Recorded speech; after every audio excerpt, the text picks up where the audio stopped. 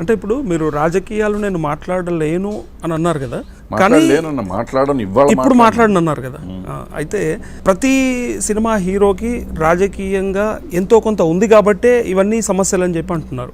ఇప్పుడు చిరంజీవి గారు కాంగ్రెస్ నుంచి వచ్చారు, జనసేన పవన్ కళ్యాణ్ గారు అలాగే ఉన్నారు. అసలు ఇది కొరివితో తలగొక్కున్నట్టుంది, పవన్ కళ్యాణ్ గారు మొదలెట్టిన సమస్య ఇది అని చెప్పేసి డైరెక్ట్గా ప్రజల్లో ఉంది. ఉండొచ్చు, ఏముంది అది. ఆయన ఏం చేశాడు, ఇప్పుడు వచ్చింది ఆయనకి ఏం సంబంధం ఉంది నాకు తెలిసి. ఎట్లా ఆయన కొరివితో తలగొక్కున్నాడు, ఆయన ఏం చేశాడు నాకు తెలిసి. నేను ఫాలో అయ్యాను. ఇప్పుడు ఆయనకి గవర్నమెంట్తో, ఇప్పుడు గవర్నమెంట్ తిట్టుండొచ్చు, ఆయన పొలిటిషియల్ జనసేన పార్టీగా తిడతారు, దానికి ఇదే మనకి సంబంధం లేదు. ఆయన జనసేన పార్టీ అధినాయకుడిగా తిట్టుకోవచ్చు, కానీ పవన్ కళ్యాణ్ ఒక సినిమా ఫంక్షన్లో అన్నారు అది డైరెక్ట్గా, నా సినిమాని ఆపగలిగే దమ్ముంటే ఆపుకోండి అని చెప్పి డైరెక్ట్గా ఛాలెంజ్ విసిరారు. అది ప్రభుత్వానికే కదా, ఇంకెవరికి అయి ఉంటుంది. సో కొరివితో తలగొక్కున్నట్టే కదా, అదే కదా ఇవాళ ఈ సమస్య తెచ్చిపెట్టింది అంటున్నా. దానికి దీనికి సమస్య సంబంధం ఉందని నేను అనుకోను. ఇప్పుడు ఒకవేళ అట్లా కావాలంటే ఆయన ఒక్కటి సినిమా ఆపొచ్చు కదా, మిగతా సినిమాలన్నిటికీ కిందకు పేచి వస్తుంది. ఇక్కడ ఇష్యూ అది కాదు, ఆపలేరు కదా సార్ ఒక్క సినిమాకి. సార్ ఇప్పుడు నేను చెప్తున్నాను వినండి, ఇవాళ అందరూ అనుకున్న సమస్య కాదు. నిన్న చెప్పాను, ఇవాళ చెప్తున్నాను. కరెక్ట్, సమస్య కాదు. కరోనా వల్ల సినిమాలు ఆగినాయి. కరోనా కాకపోతే ఆంధ్రాలో టికెట్ రేట్లు పెరిగినా తరిగినా తొక్కలోది ఏమీ అవ్వదు. ఇప్పుడు త్రిబుల్-ఆర్ లాంటి సినిమా ఉంది, రాధేశ్యామ్ లాంటి సినిమా ఉంది, లేకపోతే ఆచార్య సినిమా ఉంది. ఇవన్నీ పాన్ ఇండియా సినిమాలు ఆల్మోస్ట్. ఈ సినిమాలకి ఆంధ్రాలో తేడా వస్తే ఓ 10 కోట్లు, 10 కోట్లు మళ్ళీ 2 కోట్లు ట్యాక్స్ పోతుంది, 8 కోట్లు. 8 కోట్ల రూపాయల కోసం వాళ్ళు వందల కోట్ల సినిమాకి పంచాయతీ నడుస్తుందండి. అసలు సమస్య వేరు. ఏది అనవసరంగా ఇప్పుడు కరోనా ఉండింది ఇక్కడ సార్, పంజాబ్ బంద్ అయిపోయింది, ఢిల్లీ బంద్ అయిపోయింది, కర్ణాటక ఒక షో లేదు, నైట్ షోస్ లేవు, మహారాష్ట్ర షోస్ లేవు. ఇవన్నీ చూసి పాన్ ఇండియా సినిమాలు రిలీజ్ కాలేదు. కొన్ని సినిమాలు కంప్లీట్ అవ్వలేదు, మేము రిలీజ్ ఆపేసామన్నారు కానీ వాళ్ళు కంప్లీటే చేయలేదు, షూటింగే అవ్వలేదు. సో ఇవన్నీ మనం బయటకు చెప్పకుండా మనం దాన్ని దాచేసి పొలిటికల్ దానికోసం ఈ సినిమా టికెట్ల ఇష్యూని ఏదో బయటకు తీసుకొచ్చి వీళ్ళు తిట్టుకుని మధ్యలో సినిమా ఇండస్ట్రీని ఒక స్కేప్ గోట్ చేశారు.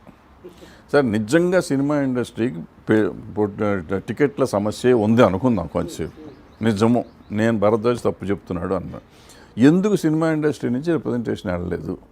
కరెక్ట్, మంత్రి ఇవ్వాల, ఎవరు సీఎం గారు ఇవ్వాల. అయినా ఒక డైరెక్టర్ ఉంటాడు, ఎఫ్డిసి డైరెక్టర్ ఉంటాడు, ఎండి ఉంటాడు, చైర్మన్ ఉంటారు, లేదంటే పేరు నానిగారు ఉంటారు. పేరు నానిగారు కలిశారు కదా, కలిసినప్పుడు ఏమన్నా థియేటర్లు మూసేస్తా ఉన్నారా, ఇంకోటి అన్నారు, ఏం చేయలేదు కదా, నడుస్తూనే ఉన్నాయి కదా. అండ్ ఇవన్నీ జరిగినాక అఖండ super duper hit, Pushpa super duper hit, Shyam Singha Roy hit, ఆయన బంగారాజు హిట్, అంతకుముందు లవ్ స్టోరీ హిట్, అన్ని హిట్లు ఉన్నాయి కదండి. ఎన్ని హిట్లు ఉన్నాయి ఈ మధ్యకాలంలో? సో టికెట్ల రేటు టికెట్ రేట్లు ఏమిటి, ఇవన్నీ పోయి ఉండాలిగా, ఇవన్నీ నాశనం అయిపోయాలి కదా సార్. ఒక ఆంధ్ర టికెట్ రేట్ ఇప్పుడు 300 కోట్లు పెట్టి 200 కోట్లు 300 కోట్లు పెట్టి పుష్ప తీశారండి. టికెట్ రేట్లు పెంచుదాం కొంచెంసేపు, ఆంధ్ర టికెట్ రేట్లు పెంచుదాం. వాళ్ళు పాన్ ఇండియా రిలీజ్ చేయొద్దని చెప్పండి, ఒట్టి ఆంధ్ర తెలంగాణలో రికవర్ అవుతుంది. వాళ్ళది అవుతుందా?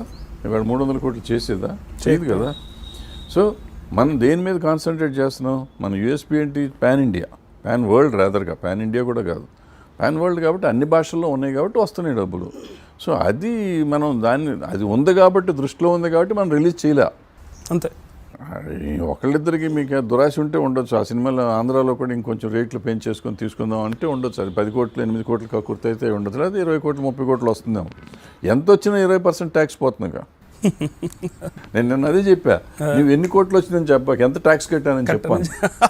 చెప్తే దాన్ని మనం ఇంటూ 5 వేసుకుంటే సరిపోతుంది, వేసుకుంటే ట్యాక్స్ వస్తుంది కదా, సినిమా వస్తుంది కదా. అది చెప్పరు ఎవరు, అందరూ ఇది పైకి చెప్తారు. 1000 కోట్లు 2000 కోట్లు కలెక్ట్ చేసిందని చెప్తారు కానీ ఎంత ట్యాక్స్ కట్టింది చెప్పారు.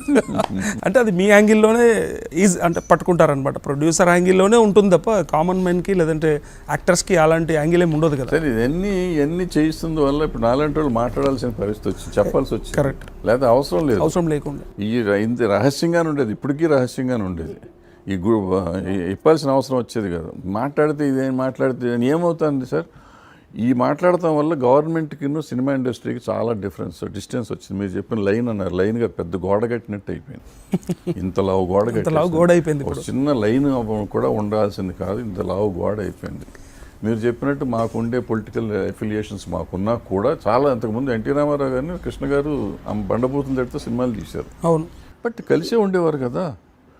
రకరకాల మన రాజశేఖర రెడ్డి గారు వచ్చినప్పుడు చిరంజీవి గారు ఆయన తిడితే అదే కాంగ్రెస్ పార్టీలో ఆయనే చేరారు మళ్ళీ. ఇవన్నీ మామూలు నడుస్తూ ఉంటాయి. మనకి పొలిటికల్ పార్టీకి అనేది మనకు సంబంధం లేదు, నడుస్తుంది. బట్ ఇది తప్పు. ఇప్పుడు జరుగుతున్నది కొంచెం దుర్మార్గంగా యూజ్ చేసుకుంటున్నారు కొంత.